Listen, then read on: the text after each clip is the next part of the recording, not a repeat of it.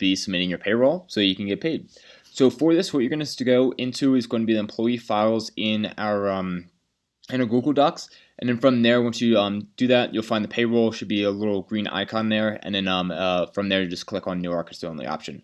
This will bring you up to this page. From here, what you're going to do is you're going to copy. So you're going to right click, make a copy, and you're going to make a copy of the monthly timesheet. And then from there, you're going to put in your hours. So this should be pretty easy. You can obviously move that from, you can kind of take a look back. Or again, if you want to basically just kind of keep doing it, like updating it each week or whatever, you can do that. But you just drag it into 2019 and then drag it in the appropriate month. When you go through here to submit it, you'll just put like the date saying, hey, obviously name and what day you're submitted on. Sorry, my internet's a little bit bad here. So again, you'll put in your name, you'll put in what date you submitted on, and then finally you'll go into saying, hey, I did this the 11-12, and then I did 2 hours. I did like the 5:30 and 6:30, so just be 5:30 to 7:30 p.m. And that will be your time for that day, and you continue to kind of do that all the way through.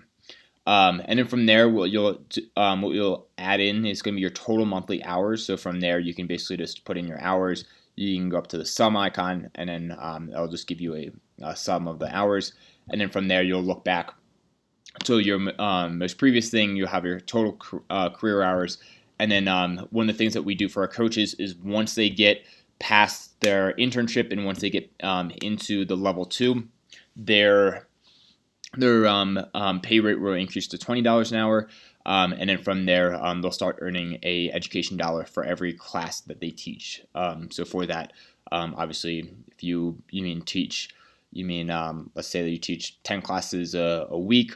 You mean, and again across the year or whatever. If you do 10 classes a week for a whole entire year, then obviously you'll have $500 in there by the end of the year, which you can use towards continuing education, whether a CrossFit course or again, like you want to do an online certification, things along those lines. But yeah, and that's how you basically track your hours. They will get put into the folder. So again, once you've submitted it, say, hey, we're going to go into August, and then you'll just drag your file into there, and then you'll be all good to go. That needs to be in there. Right now, we're doing the 25th to the 25th. So once it's the 25th, just make sure it's in there, and then that way you'll get paid before the 1st. So that's like our thing. So you would just want to make sure that you're getting paid either on or before the 1st.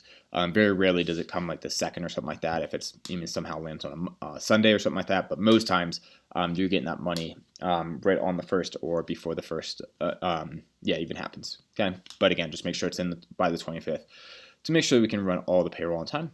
But that is it as far as payroll goes.